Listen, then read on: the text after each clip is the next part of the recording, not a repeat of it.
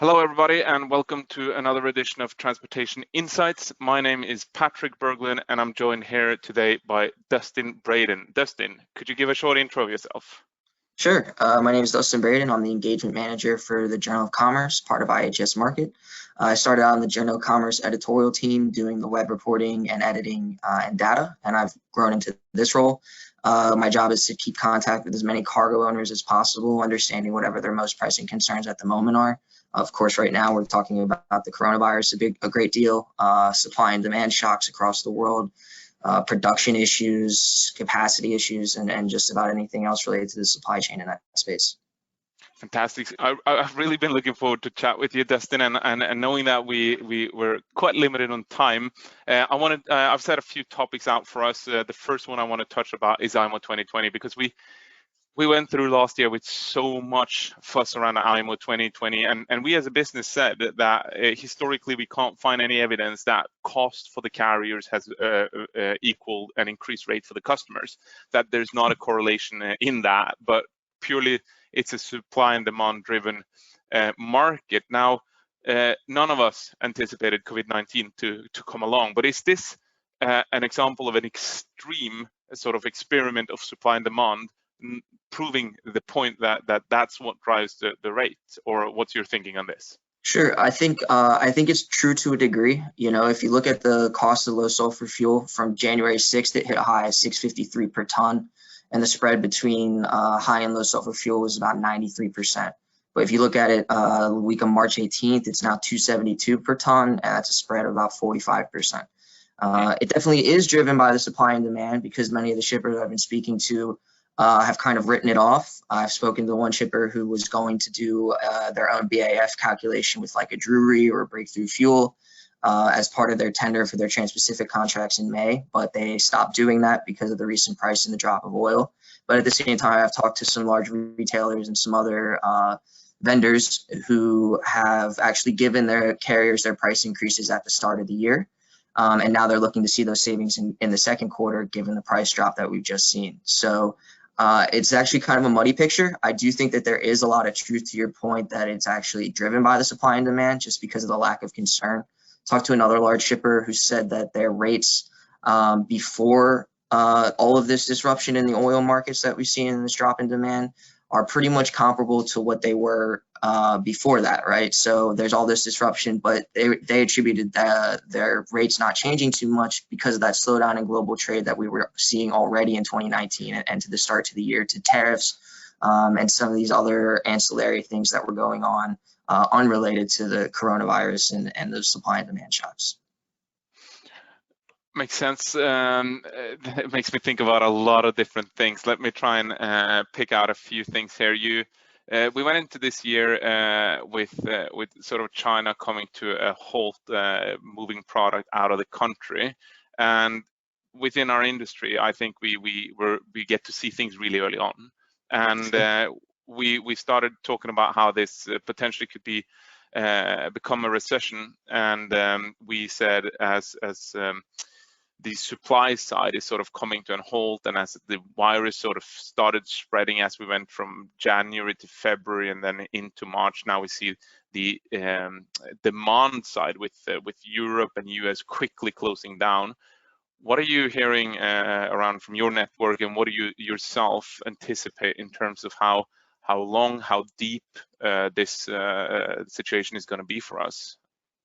Yeah, it's a great question. I think ultimately it comes down to timing. You know, it's a very, very fine line, you know, a razor's edge type situation where, you know, China is now coming back online. They actually just put out their throughput data for the top 20 ports. Throughput in February was down 19% from last year, and it was down 4% from January alone, and January was down year over year as well because of those shutdowns. So that's weighing on the container volumes there. But at the same time, you know, we understand that the trucking is back online in China. A lot of those interprovincial restrictions on movement have been lifted. So a lot of those goods can make their way from the interior out to the coast, and those things are starting to arrive on vessels.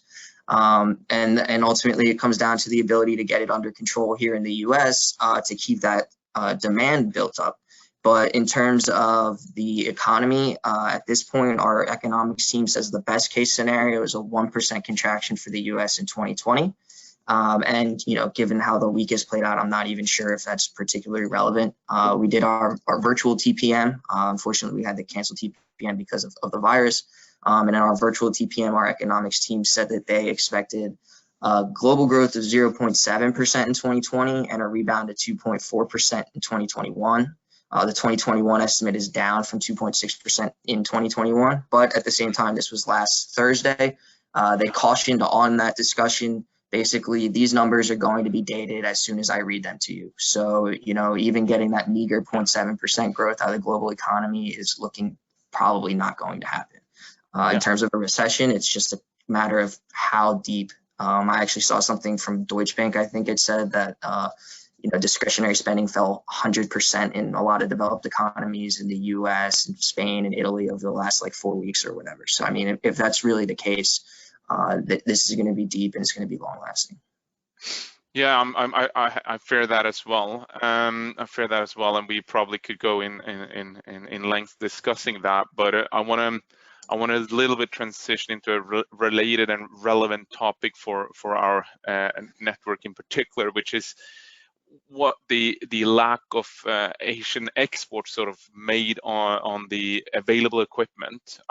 We felt that very early on in Europe, and I know in the US as well.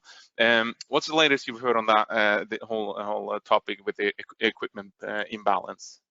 One shipper I spoke to who ships out of the Midwest recently told me that it has eased up a little bit. I guess some of those vessels are starting to arrive or have arrived, and some of those containers have finally made their way inland, but it still remains a very difficult situation for the majority of people out there. I even heard talk of shortages in the US Southeast, which is not a typical zone for that to happen, given the surge of import in traffic at places like Savannah and Jacksonville that they've had from Asia over the last couple of years. So when you hear, you know, you're used to hearing them about Kansas City or St. Louis, you're kind of used to Memphis. You're used to hearing those types of issues, but to hear about them in the U.S. Southeast, that's certainly a new development for myself. Interesting. We saw as well that on the export side, prices starting to soar, in particular in March, as a result of this equipment imbalance. And I think it will take quite a lot of time before anything normalizes, especially if we see the continued shutdown of Europe and US. But it leads me to think about something else. You mentioned TPM. That was a huge blow for us as well as a business, as we've been looking forward to participate and join. But I'm wondering how this leads into changes in tendering for BCOs. Have you picked up any rumors in terms of how they're dealing or approaching this? Because for a lot of these big volume players, it's not an alternative to move to a spot market on a permanent basis, simply because it doesn't fit their financial modeling, nor does it fit the amount of operational capacity they have available to sit and shop in a spot market, nor does it give predictability in terms of cost side. So anything you heard there that is changing? Or, Sure, yeah. or how they approaching it, for that matter? Absolutely. You know, that's an interesting point you raised too, about the spot market. It's not a conversation I've had with folks, but it is something I'm going to try and dig into. Is, are people going to actually, you know, we talked about this issue of timing, and if you kind of take the bearish outlook on demand and everything else, you would expect to see some rate savings on the spot market over the next few months. So whether people will shift more cargo, great question. Not really too sure. But in terms of how, you know, the coronavirus has upended some of these things, or the cancellation of TPM, which is kind of the unofficial start of all that process, especially on the Trans-Pacific, it certainly has. The question is, what are people doing? A lot of people, from what I understand, are pushing for extensions, whether that is keeping their current contract and just drawing out the negotiations over the next couple months.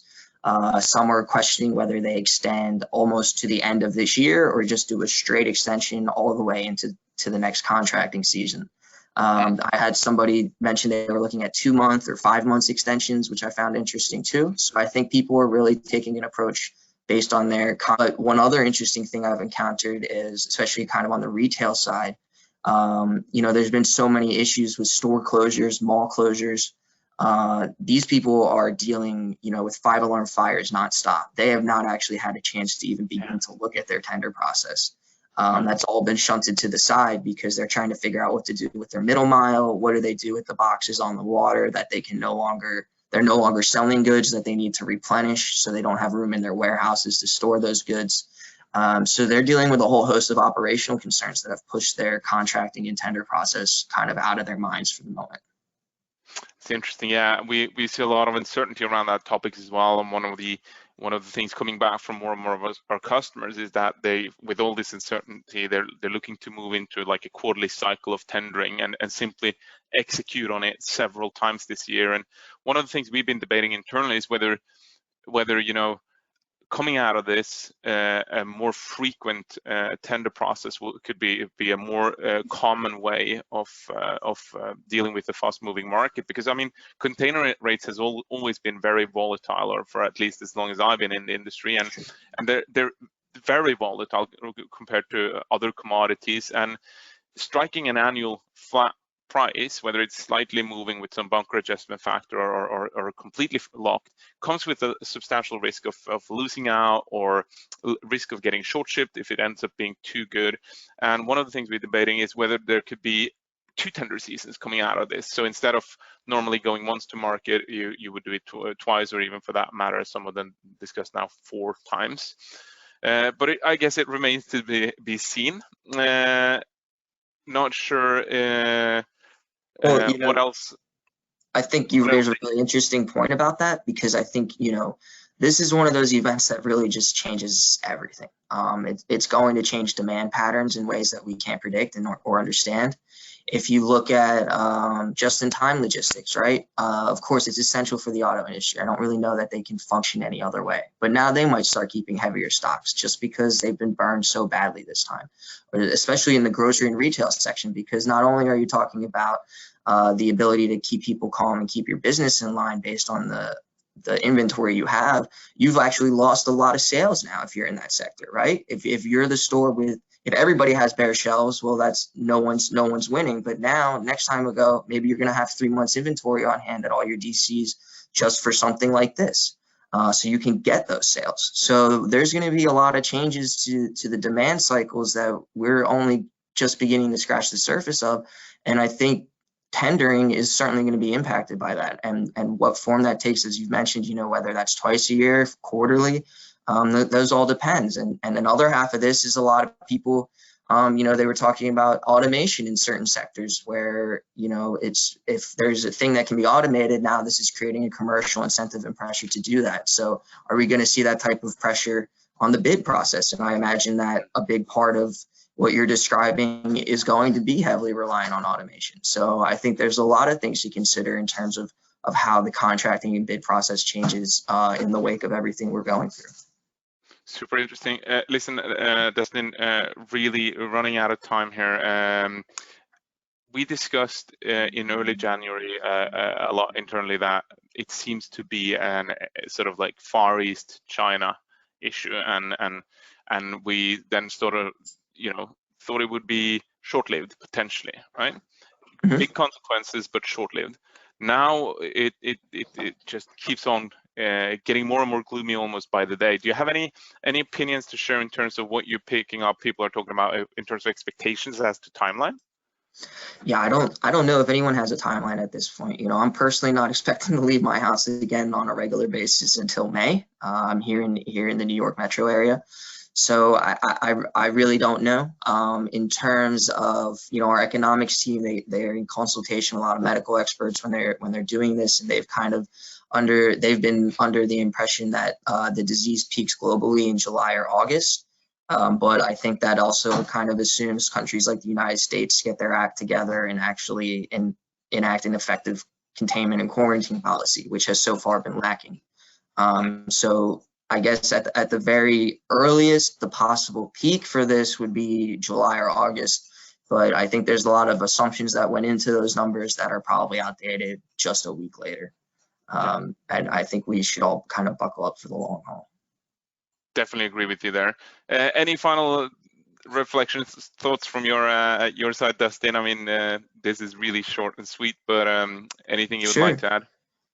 Yeah, I kind of think that the carriers, you know, of the consolidation over the last few years and their ability to really aggressively manage capacity in ways they've never done before in terms of getting the idle fleet up to 2 million TEU, you know, basically in a matter of weeks after China shut down. Those are all new developments. And even though we're in an adverse demand environment, there are opportunities for them to actually see some increases just because of the level of consolidation and their control over the market. And I know that will take some time, but it's definitely something to keep in mind whenever we get back to whatever our new normal is. Good point. All right, appreciate that. Thanks a lot, Dustin, for joining me today. To all our customers out there, let's keep the conversation going in our customer discussion forum. Here's the link that you can log in. And again, Dustin, thanks a lot for joining me today. I look forward to staying in touch. Cool. Thank you. My pleasure. Have a good one. You too.